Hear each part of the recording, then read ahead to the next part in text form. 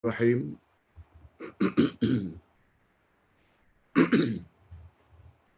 Alhamdulillah nahmaduhu wa nasta'inuhu wa nastaghfiruh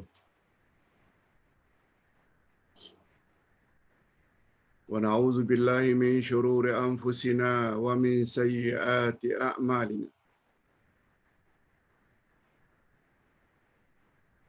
Man yahdihillahu fala mudilla lahu wa man yudlil fala hadiya lahu. Asyhadu an la ilaha illallah wahdahu la syarika lah wa asyhadu anna Muhammadan abduhu wa rasuluh la nabiyya ba'dah. Allahumma salli wa sallim ala nabiyyina Muhammad wa ala alihi wa sahbihi ajma'in, amma ba'd.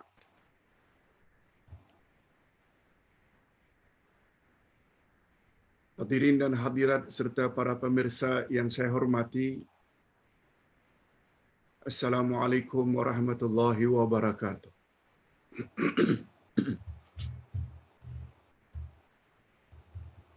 Alhamdulillah, kita bersyukur kehadirat Allah Azza wa Jalla. Berkat taufiknya, makbul doa yang kita ucapkan habis salat subuh tadi, yaitu doa Allahumma inna nas'aluka ilman nafi'a wa rizqan tayyiba wa amalan mutaqabbala. Ya Allah, kami mohon agar diberi ilmu yang bermanfaat, ilman nafi'a, rezeki yang baik-baik, rizqan tayyiba, dan amal yang diterima, wa amalan mutaqabbala. Doa ini sangat dianjurkan oleh baginda Rasul sallallahu alaihi wasallam agar kita baca, kita panjatkan kepada Allah setelah selesai salat subuh. Ternyata pada saat ini kita sedang berada di dalam majlis ilmu, apalagi dengan topik Al-Asma'ul Husna, mempelajari nama-nama Allah, yang dijadualkan sebenarnya nama Allah Al-Muhaimin ini Rabu lalu. Tetapi karena Rabu yang lepas Ustaz perlu ambil vaksinasi, sehingga kita cutikan. Jadi topik yang sama kita ulang pada minggu ini atau pada hari ini atau pada Rabu ini, yaitu nama Allah Al-Muhaimin. Apa makna Al-Muhaimin? Nama Allah Al-Muhaimin ini tidak begitu familiar, tidak begitu dikenal, tidak begitu terbiasa oleh umat Islam Nusantara. Sebagai nama-nama Allah Ar-Rahman, Ar-Rahim, Ar-Razzaq, Al-Alim, As-Sami, Al-Basir, Al-Ali, Al-Azim, itu biasa. Tapi Al-Muhaimin jarang-jarang. Kita tidak nafikan. Banyak juga yang tahu, tapi tidak begitu merata. Nama Allah Al-Muhaimin ini dikenal oleh umat Islam Nusantara.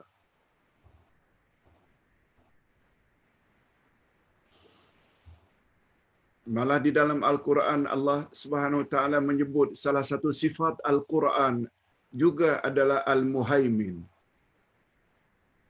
Al-Muhaimin, Al-Quran sebagai kitab Al-Muhaimin maknanya Al-Muhaimin dengan makna kayu pengukur, standard, tempat rujukan. Kalau itu sifat bagi Al-Quran.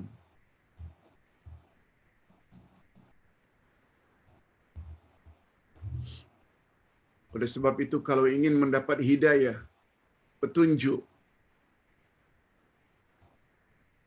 kita mesti kembali kepada Al-Quran. Bukan kembali kepada Taurat, Injil.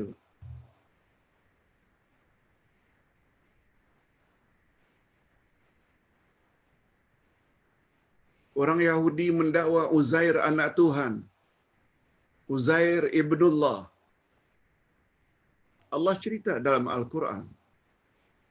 Orang Nasrani Kristian mendakwa Isa putra Maryam adalah anak Allah. Atau Allah itu adalah Al-Masih Isa putra Maryam. Semua itu mengarut. Semua itu sesat. Sebab yang jadi ukuran bagi kita, kebenaran itu apa yang tertera dalam Al-Quran.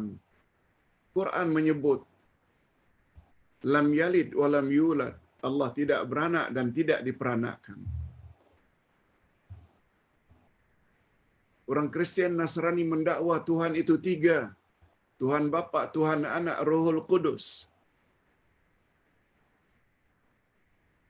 Al-Quran menyebut at-taslitsu Trinity,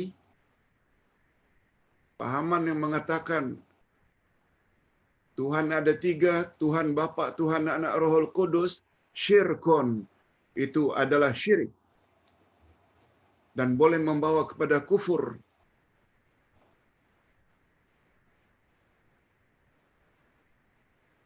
Ustaz ada jelaskan lebih kurang 15 minit yang lalu. Ustaz kirim pada grup melalui tim pertanyaan seorang mahasiswa Indonesia yang ibu bapaknya, ayahnya beragama Islam, ibunya Katolik, dan dia memilih untuk beragama Kristian. Namanya Ananda. Tapi setelah dibaptis, dia merubah namanya menjadi Catherine. Dia berpendapat kita layak dan berhak memilih agama. Dibawanya ayat lakum dinukum waliyadin. Bagimu agamamu, bagiku agamaku.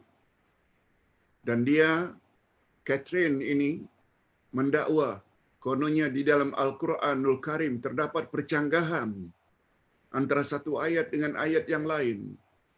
Satu ayat mengatakan orang Yahudi dan Nasrani akan mendapat pahala yang besar daripada Allah, yakni syurga. Dan pada ayat yang lain dikatakan pula Yahudi dan Nasrani akan dihumban dalam api neraka. Pertanyaan tersebut diajukan kepada Dr. Zakir Naik ketika beliau mengunjungi Indonesia beberapa tahun yang lalu. Lalu dijawab oleh Dr. Zakir Naik, dan Ustaz sangat setuju dengan jawaban Dr. Zakir Naik. Sila baca dalam jawaban Ustaz yang Ustaz kirim lebih kurang 15 minit yang lalu. Baca.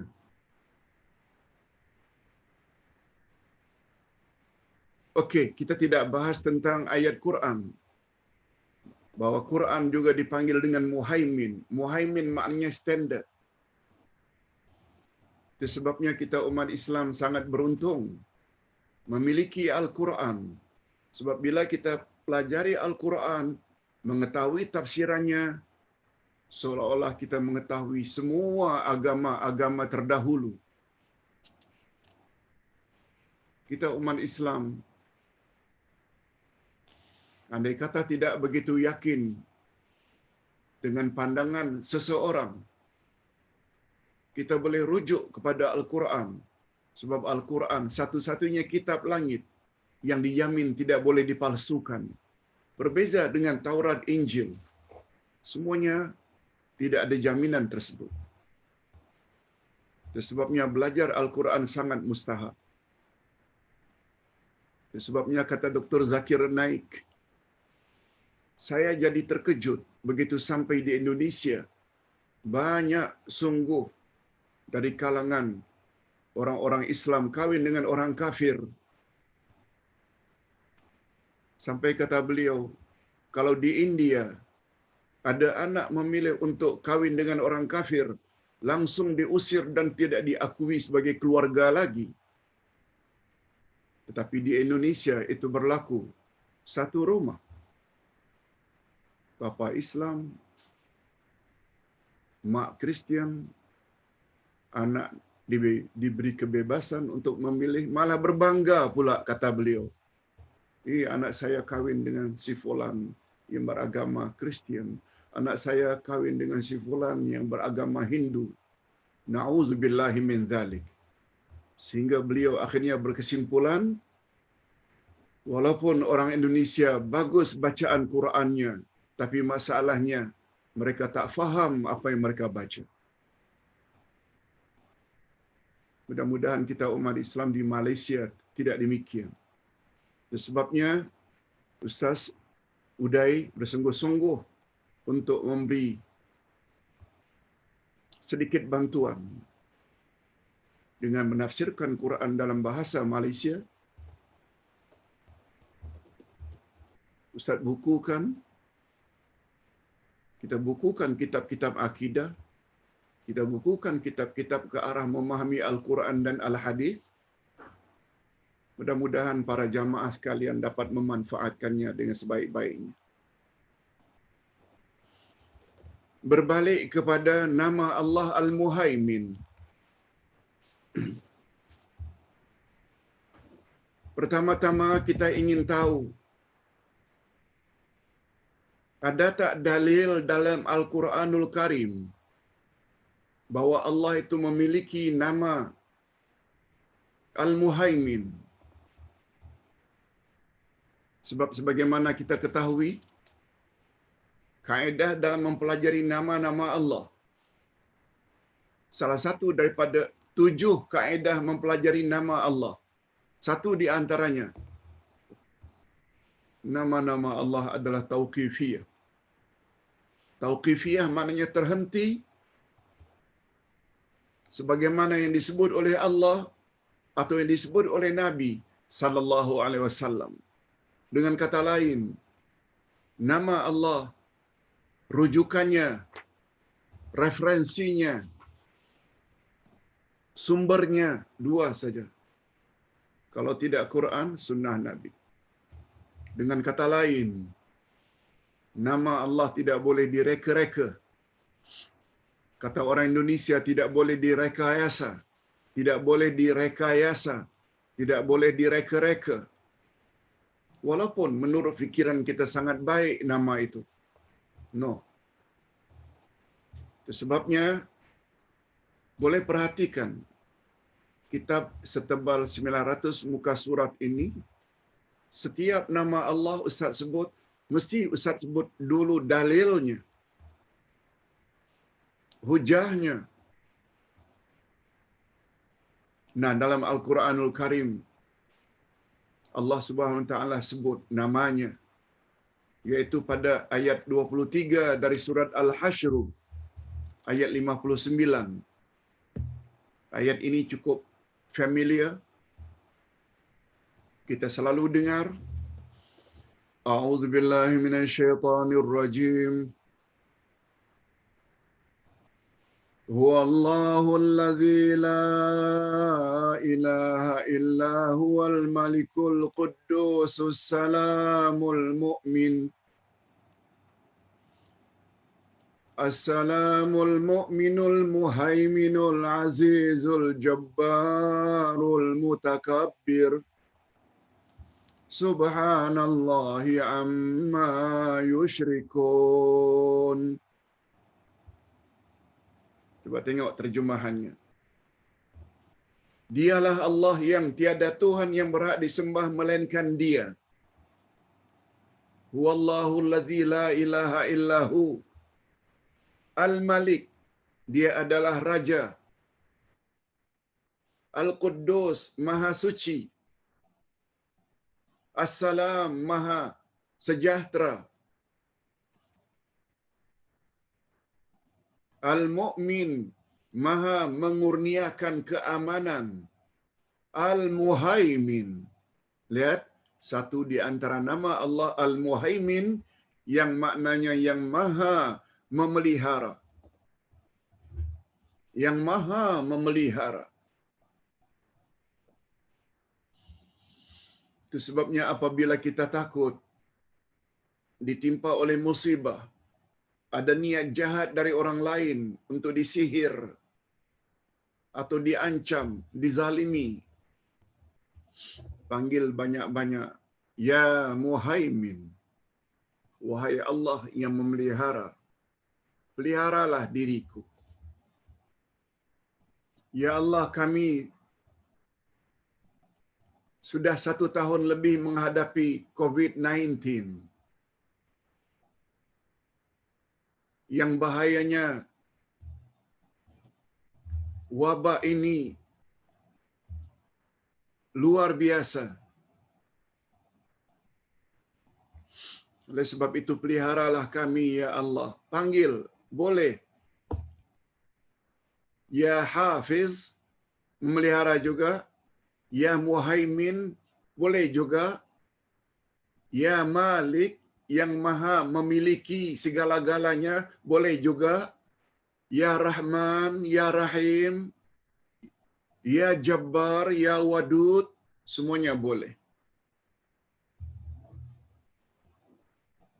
Sebab salah satu syarat agar doa dikabulkan, kita hendaklah bertawasul dengan nama-nama Allah.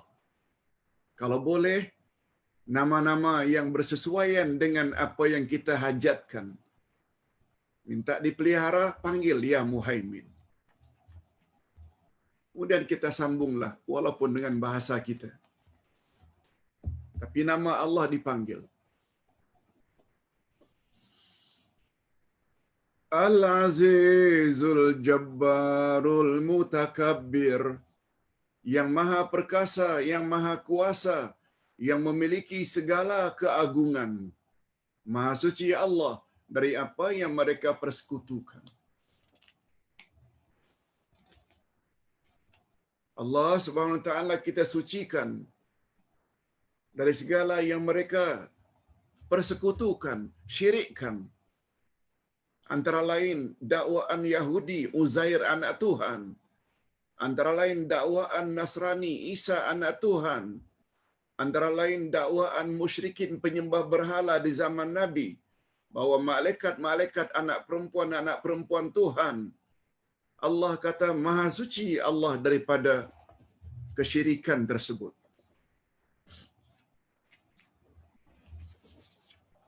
Okey. Setelah kita yakin Al-Muhaimin memang salah satu daripada nama-nama Allah, sekarang kita ingin tahu pula apa makna Al-Muhaimin. Kalau nama Al-Muhaimin saja tak begitu familiar, tak begitu terbiasa kita dengar, apatah lagi tentang maknanya, jauh sekali daripada difahami. Tapi kita ingin tahu pagi ini apa makna Al-Muhaimin. Nama Allah Al-Muhaimin mengandung sifat haimanah. Haimanah yang makna asalnya al-hifzu, memelihara. Dia juga membawa makna al-irtiqab, mengawasi. Allah pantau kita. Allah monitor kita. Jadi jika disebut al-haimanatu ala syai', maka maknanya as-saytaratu alaihi, menguasainya. Wa hifzuhu wa tamakkun minhu, itu juga terkandung di dalam kata haimanah, memeliharanya dan menguasainya. Ia juga membawa makna asyahid, yaitu maha menyaksikan. Dan al-amin, maha pemberi keamanan. yaitu Maha memberi keamanan kepada sesiapa yang merasa takut. Itu sebabnya kalau kita merasa takut, tension, sedih, gundah, resah, tak diri, ayah ibu tidak diri, adik-beradik tidak diri, anak cucu, menantu diserang oleh COVID-19. Kita jadi sedih. Jangan terlalu diikuti rasa sedih. Kita ada tempat mengadu. Al-Muhaimin yang bersedia setiap masa untuk menolong dan membantu kita, memelihara kita daripada yang kita takuti.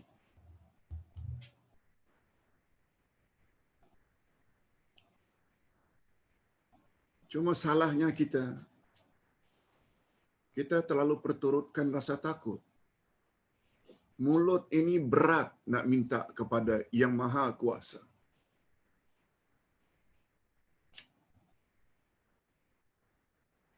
Itu sebabnya kata Imam Ibn Al-Qayyim ketika mengulas falsafah atau rahasia mengapa kita minta kepada Allah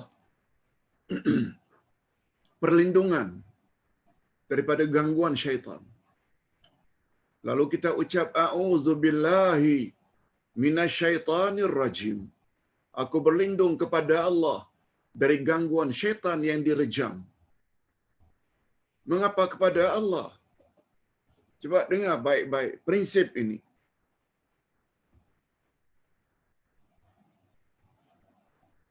Sebab syaitan nampak kita. Kita tak nampak syaitan. Syaitan itu jahat, musuh utama kita. Yang ketuanya iblis. Yang senantiasa ingin menjauhkan kita dari kebenaran. Kita takut. Lalu mengapa kita minta kepada Allah? Kata Imam Ibn Al-Qayyim, kita takut kepada syaitan, kepada iblis, musuh utama kita. Ustaz sebut musuh utama karena Allah menyebut berkali-kali dalam Al-Quran, Inna syaitana lakum aduwwum mubin. Syaitan itu bagi kamu adalah musuh yang nyata-nyata. Bukan samar-samar lagi. Mengapa kita takut? Dia nampak kita, dia boleh buat suka-suka hati pada kita. Kita tak boleh buat apa-apa pada dia karena dia tak nampak. Lalu kita minta kepada Allah karena Allah nampak syaitan. Syaitan tidak nampak Allah. Allah boleh hancur syaitan anytime. Dan syaitan tidak boleh buat apa-apa terhadap Allah. Lalu kita minta pada Allah. Betul tak itu sangat tepat? Berapa banyak umat Islam minta pada bomo? Padahal syaitan nampak bomo, bomo tak nampak syaitan. Syaitan boleh tempeleng bomo suka-suka hati. Bomo tak boleh. Lalu umat Islam minta pada bomo, minta pada dukun. Itu namanya syirik. Mintalah kepada Allah. Allah yang mempunyai berbagai-bagai nama. Minta rezeki, panggil Ya Razzaq. Minta dikasihani, panggil Ya Rahman, Ya Rahim. Minta ilmu, panggil Ya Alim. Minta agar dipelihara, panggil Ya Hafiz, Ya Muhaimin. Semuanya boleh. Dan Allah berjanji, bila sebelum doa kita panggil Allah dengan panggilan-panggilan yang ada kaitan dengan apa yang kita hajatkan, Allah kabulkan.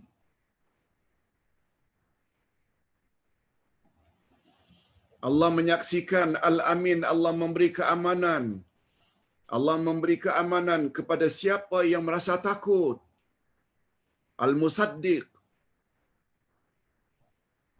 yang maha membenarkan, al-ali ala syai', yang maha tinggi mengatasi segala sesuatu.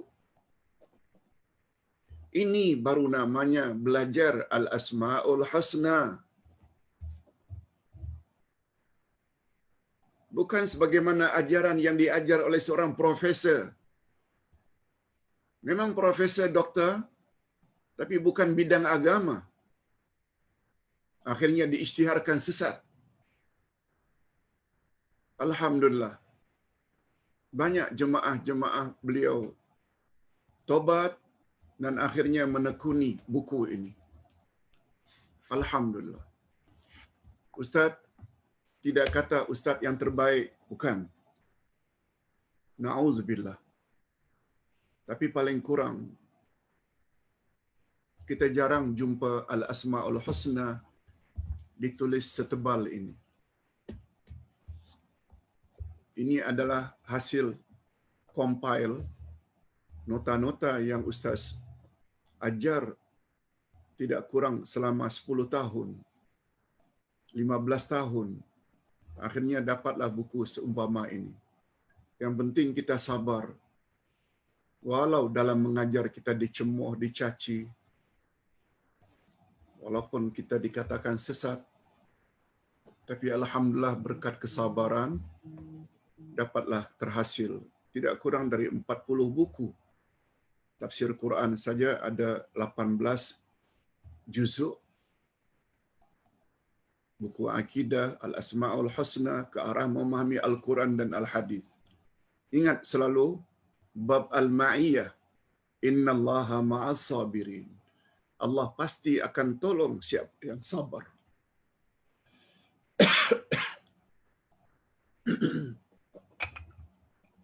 Bismillah.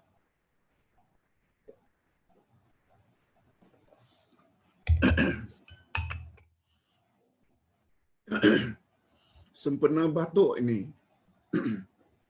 Sempena batuk ini, Ustaz teringat esok Khamis dan Jumaat lusa. Esok Khamis, Jumaat lusa. Kelas kita bermula jam 6 petang. Sebab Ustaz akan meneruskan puasa sunat 6 Syawal. Begitu juga minggu hadapan. Jangan tunggu esok lusa jam 10 pagi. Memang Ustaz tak muncul. Hadirin dan hadirat rahimakumullah. Kita teruskan. Abdullah ibnu Abbas radhiyallahu anhuma berkata, selain al-muhaimin mengandung makna asyahid, maha menyaksikan, ia juga membawa makna al-amin, maha pemberi kepercayaan.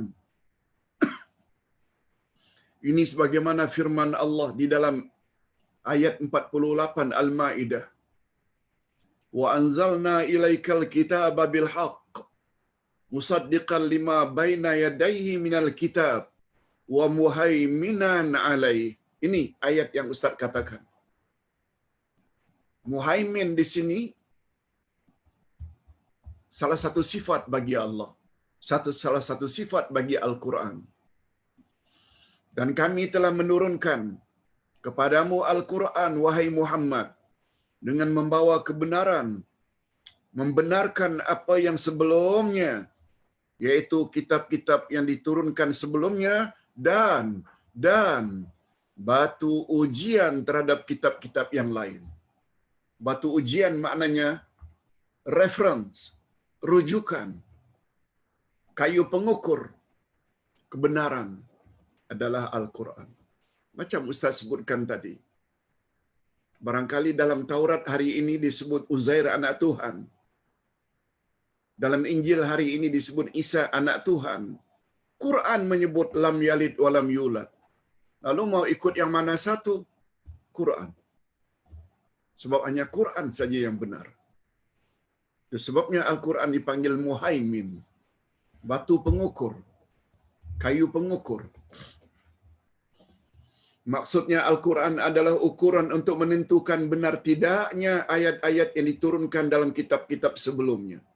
Yes, itu dia. Berbahagialah orang-orang yang gemar mempelajari Al-Quran. Itu sebabnya Allah sebut pada ayat 58 dari surat Maryam. Katakan, hai Muhammad, kepada umatmu, dengan memiliki Quran dan kecenderungan hati untuk memahami dan mengamalkannya, hendaklah mereka bergembira. Huwa khairum mimma yajma'un. Memiliki yang dua itu, Quran dan kecenderungan hati memahami dan mengamalkan Quran, itu adalah lebih baik dari apa yang mereka himpunkan. Rumah ke, kereta ke, kebun ke, isteri ke, anak, cucu ke, harta yang banyak, tidak lebih baik daripada memiliki Al-Quran. Sebab semua itu akan ditinggalkan bila mati, tapi Quran setia akan bersama kita masuk kubur. Dia yang akan defend kita. Dia akan protect kita sampai ke alam akhirat. Quran akan memberi syafaat. Minta kepada Allah agar diizinkan untuk memberi syafaat kepada orang yang mengamalkannya.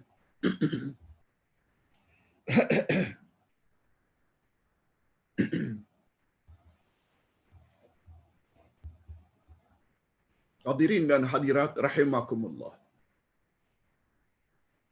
Abdullah ibnu Abbas radhiyallahu anhuma berkata, muhaiminan dalam ayat ini membawa makna syahidan sebagai saksi, atau hakiman sebagai hakim, aminan yang boleh dipercayai.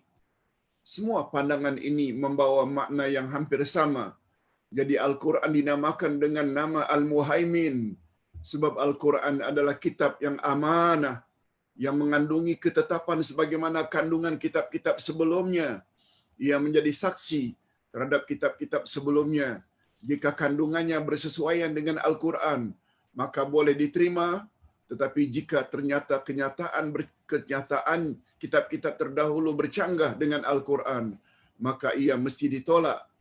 Ia juga sebagai hakim yang menentukan dan rujukan semua kebenaran.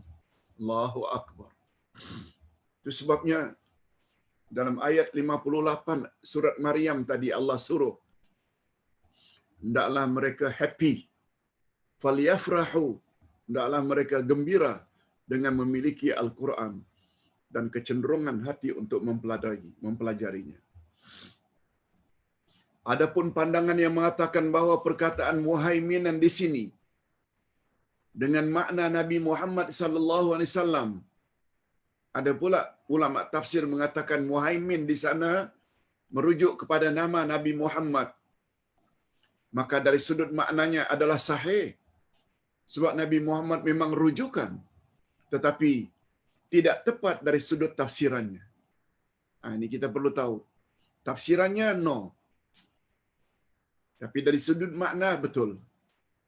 Yang benar dan sahih dalam hal ini adalah pandangan yang pertama, yaitu nama ini merujuk kepada nama atau sifat bagi kitab Al-Quran.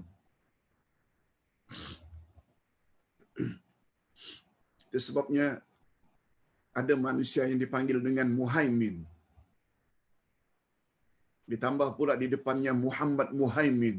Bagus. Tidak ada salahnya.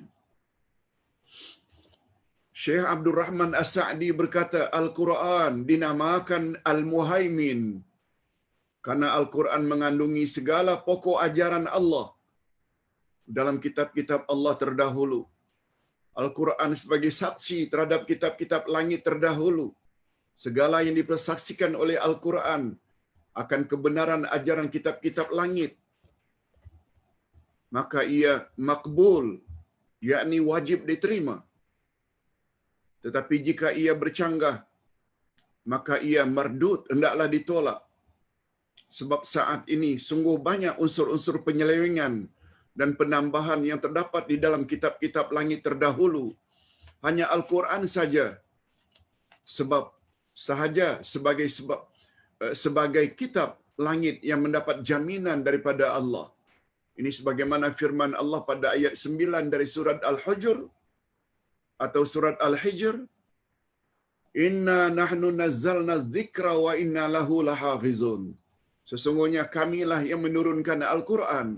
Sesungguhnya kami pula lah yang akan memeliharanya daripada pemalsuan. Ini jaminan daripada Allah. Maksudnya, ayat ini memberi jaminan tentang kesucian dan kemurnian Al-Quran untuk selama-lamanya. Ayat ini. Al-Hijr ayat yang ke-9. Itu sebabnya, bila dihubung kaitkan, mengapa sungguh banyak. Ustaz pernah ditanya, Pak Ustaz, mengapa sebahagian manusia, terutama kanak-kanak, remaja, sangat mudah mereka menghafal Al-Quran 30 juz.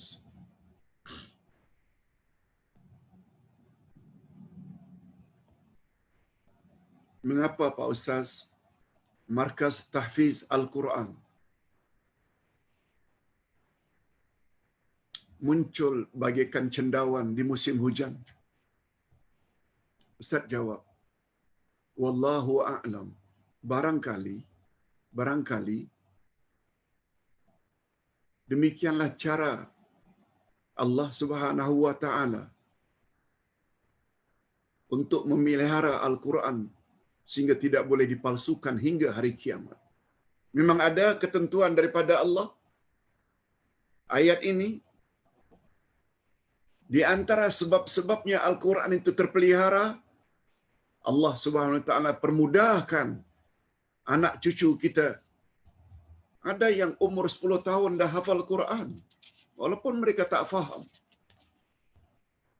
Sebagaimana yang kita buat di Batam. Dalam 1 tahun 30 juz anak-anak muda hafal Al-Quran. Maksudnya bukan dari awal mereka masuk, mereka paling kurang memiliki 5 ke 10 juz Al-Quran. Umur mereka 15 tahun, 18 tahun, 20 tahun, dah ada asas 15 atau 10 juzuk dalam setahun selesai. Mengapa begitu mudah? Barangkali, wallahu a'lam, demikianlah cara Allah untuk memelihara kitabnya agar terpelihara hingga hari kiamat, tak boleh dipalsukan. Segera dapat diketahui. Wallahu a'lam. Nama Allah Al-Muhaimin membawa makna yang sangat banyak. Nah, Al-Muhaimin maknanya sangat banyak. Di sini Ustaz kumpul paling kurang ada 5 makna Al-Muhaimin. Kita teruskan. Pertama, Asyahid. Dia maha menyaksikan apa saja yang muncul daripada makhluknya. Quran menyaksikan. Allah menyaksikan. Apakah dalam bentuk ucapan, perbuatan, apa yang kita ucap walaupun berbisik-bisik, yang kita buat walaupun jauh di overseas atau outstation. Jangan buat perkara-perkara tak senonoh. Walaupun ibu bapa, isteri dan anak-anak tak tahu, tapi Allah senantiasa menyaksikan. Itu makna Muhaimin. Yang kedua, Ar-Raqibu. Allah mengawasi, Allah monitor, Allah pantau segala gerak-gerik manusia dengan memimpin mereka, menolong mereka, memperbaiki segala urusan mereka, menguasai mereka dengan kodratnya. Dia bersemayam di atas arasy. Sebabnya ingin senantiasa di dalam pantauan Allah, monitor Allah, panggil dia selalu dengan Al-Muhaimin. Makna ketiga, Al-Mu'min.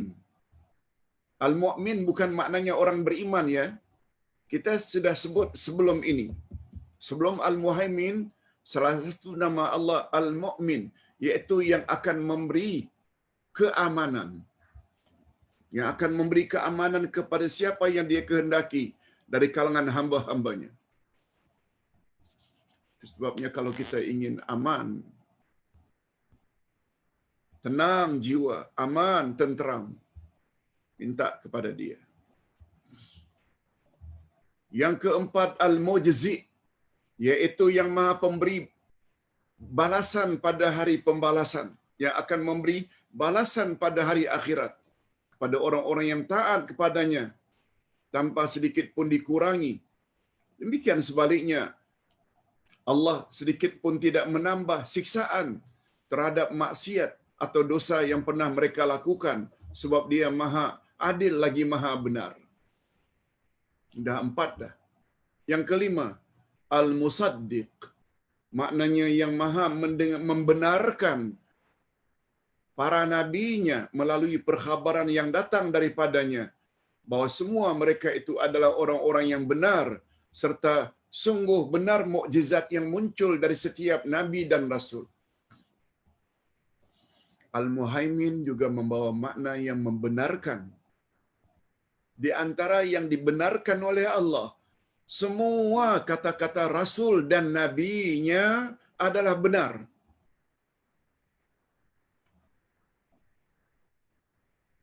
Allah tidak membenarkan kata manusia biasa. Tapi mengapa terdapat manusia dengar cakap kiainya, dengar cakap tuan gurunya, sehingga berani menafikan sunnah Nabi? Yang dibenarkan oleh Allah ni dan pasti benar, dan orang tersebut mendapat gelaran maksum, terpelihara daripada kesalahan, hanya Nabi saja, Rasul saja. Awak pengikut Imam Asy-Syafi'i, dengar kata-kata Imam Asy-Syafi'i. Dengar baik-baik. Apa kata Asy-Syafi'i yang kita hormati, yang kita sanjung, karena dalamnya ilmu beliau. Apa statement Imam Asy-Syafi'i? Andai kata pendapatku bercanggah dengan hadis Nabi yang sahih, campak pendapatku ke tembok, ambil hadis yang sahih. Apa makna statement ini? Hatta Imam Asy-Syafi'i tak pernah declare bahawa beliau itu sempurna, bahawa beliau itu maksum. No. Yang maksum hanya Nabi sallallahu alaihi wasallam. Ini pemahaman ini. Satu di antara makna muhaimin, Allah al-musaddiq. Al-musaddiq dengan makna Allah membenarkan apa saja yang dikatakan oleh nabinya atau oleh rasulnya. Nah, sekarang kita masuk bab yang baru, kesan meyakini nama Allah al-Muhaimin. Ini yang paling mustahak. Kalau kita dah bercakap lebih kurang 45 minit tentang makna al-Muhaimin bagi Allah,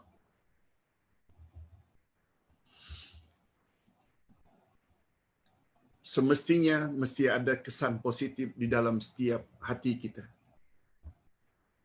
Hati ustaz, hati para pendengar, mesti ada kesan. Tak semua pun daripada 4 ini, mungkin 3, mungkin 2, jangan tak ada kesan langsung.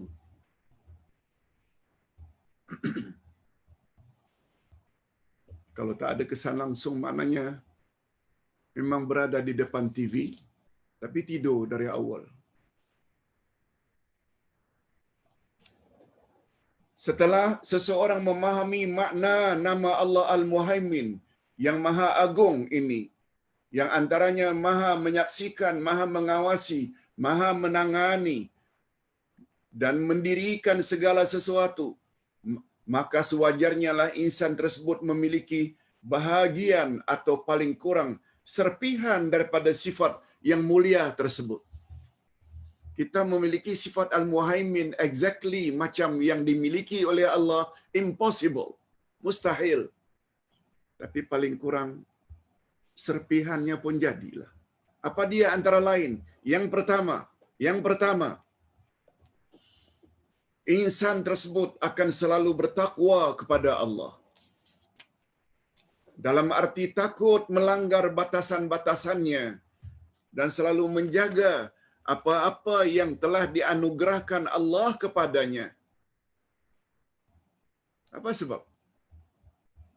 Tadi kita dah sebut di antara makna muhaimin, Allah menyaksikan, Allah pantau, Allah monitor segala yang kita buat. Oleh sebab itu,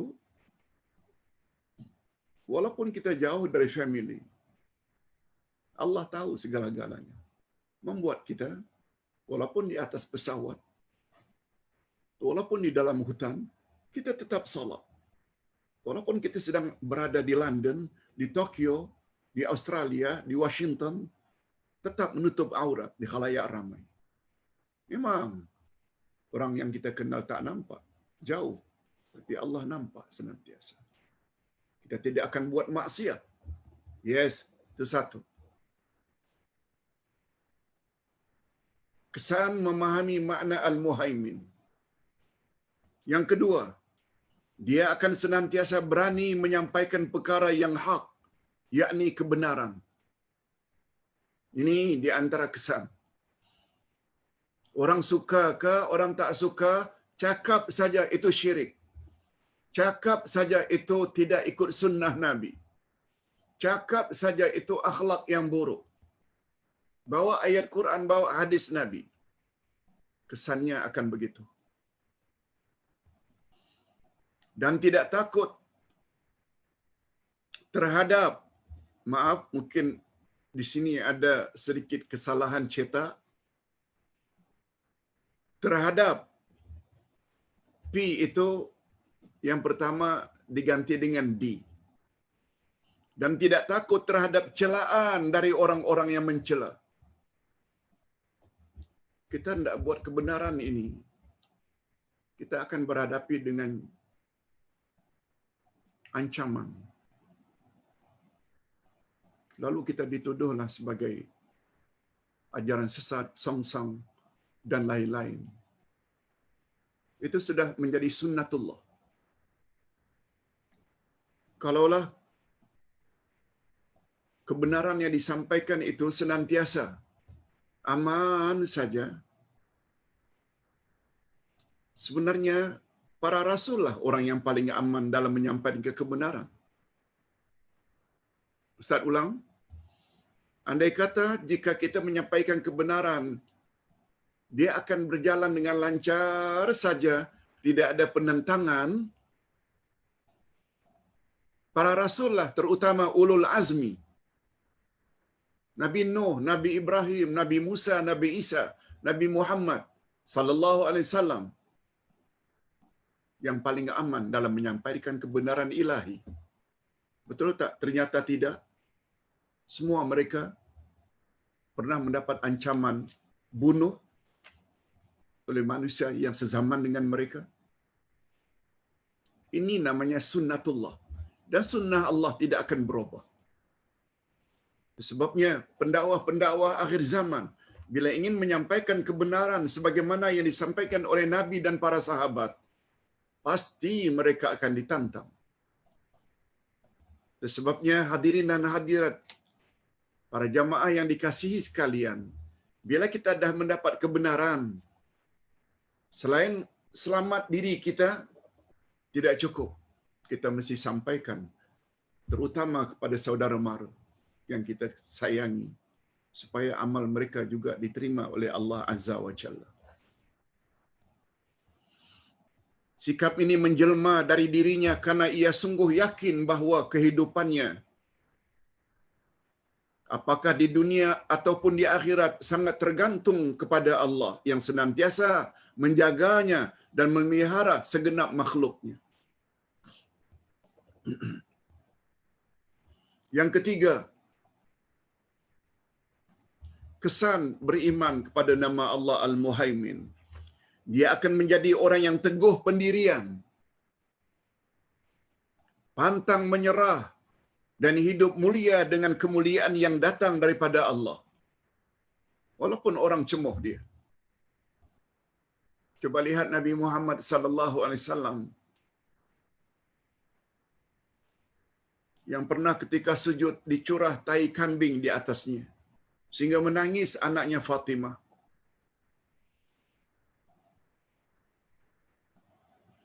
Terpaksa keluar dari negeri kelahirannya Mekah untuk hijrah ke Madinah karena diancam terus.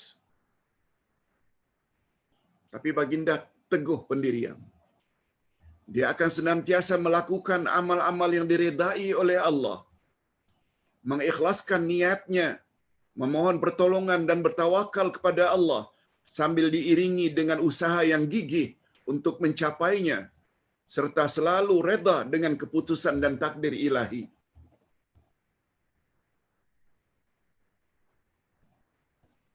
Bukan hanya berani tidak menentu, orang tidak izinkan ceramah di masjid di surau. Kita ceramah di rumah-rumah.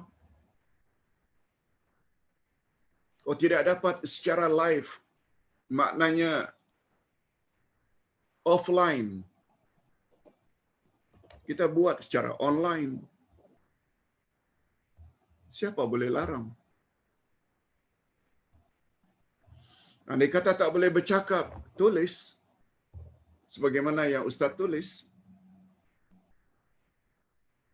Nampakkan kesungguhan. Dan Allah Maha mengetahui apa yang kita telah buat. Yang keempat, yang terakhir, kesan positif. Orang yang mempercayai nama Allah Al-Muhaimin. Yang keempat, dia akan senantiasa mengawas dirinya dan juga ahli keluarganya serta kaum kerabatnya daripada melakukan perkara yang boleh membinasakan dirinya dan orang-orang di bawah pengawasannya. Apakah dalam bentuk ucapan, perbuatan, ataupun etikad kepercayaan.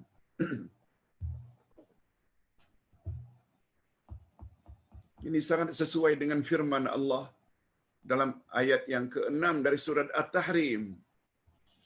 Ya ayyuhallazina amanu qu anfusakum wa ahlikum nara waquduha an-nas wal hijarah.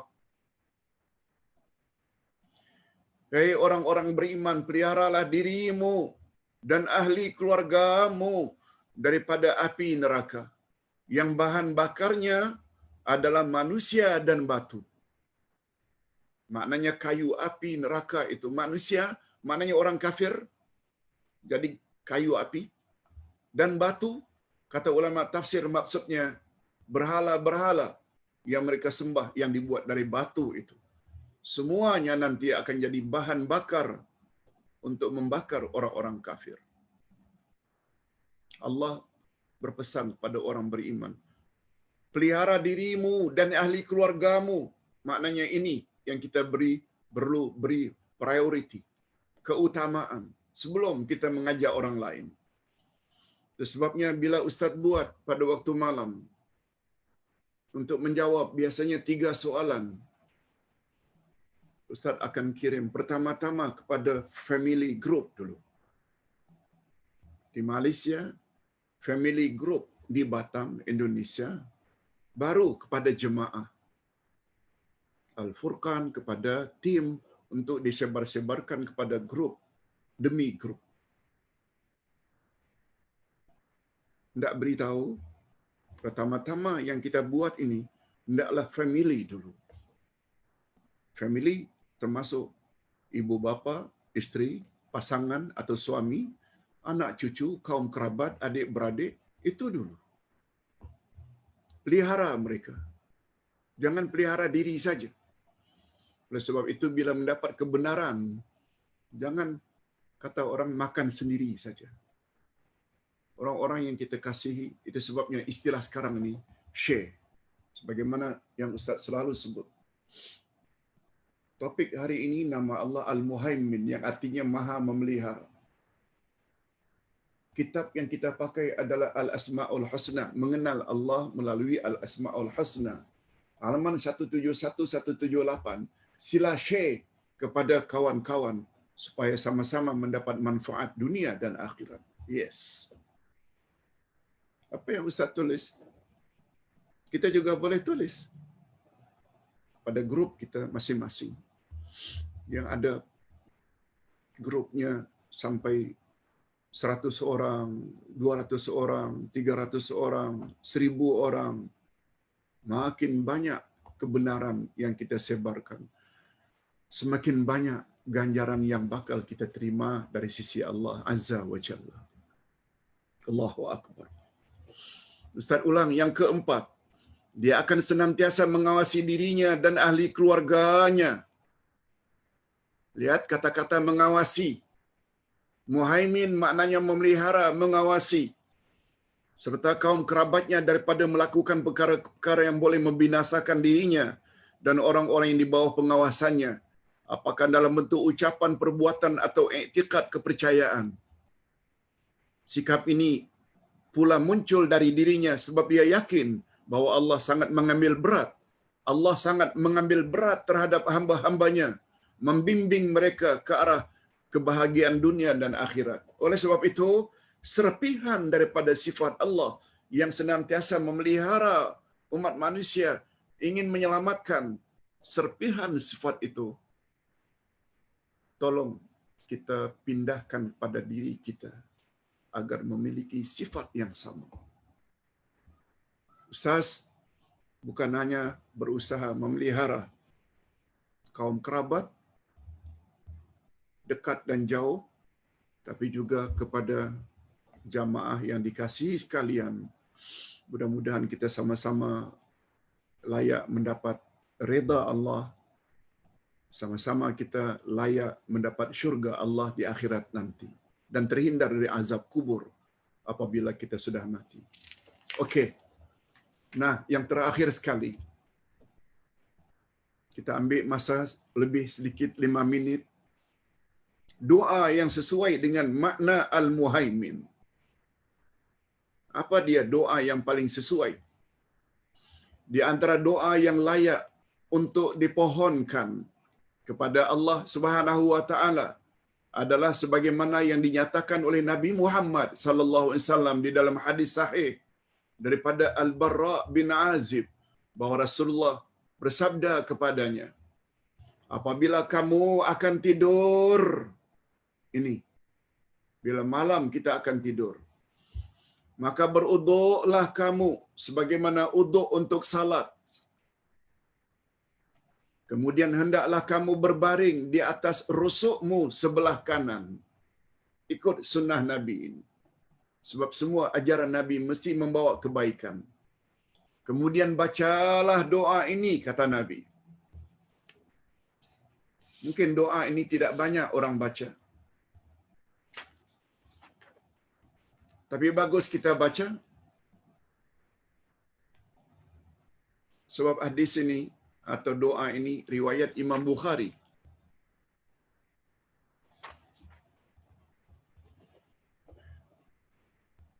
Tolong ikuti.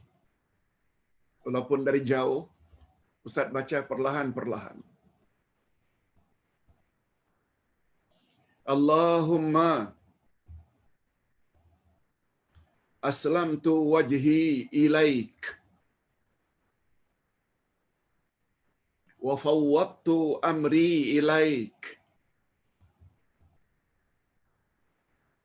wa alja'tu zahri ilaik raghbatan wa rahbatan ilaik la malja'a wa la manja minka illa ilaik. Allahumma amantu bi kitabik alladhi anzalta wa bi nabiyyika alladhi arsalta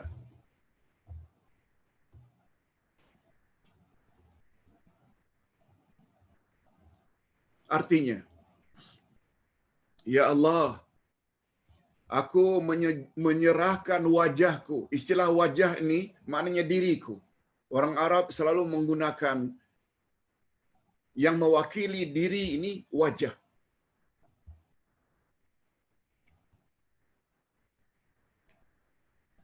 Ini diakui oleh bahasa Melayu.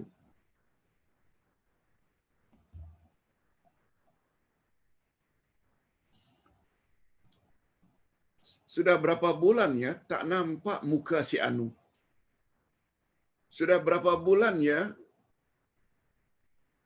tak nampak muka si Anu. Muka, wajah.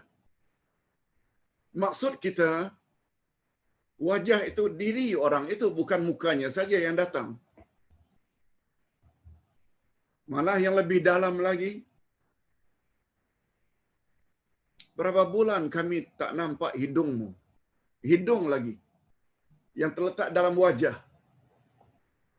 Itu sebabnya penggunaan ini tidak asing lagi bagi kita.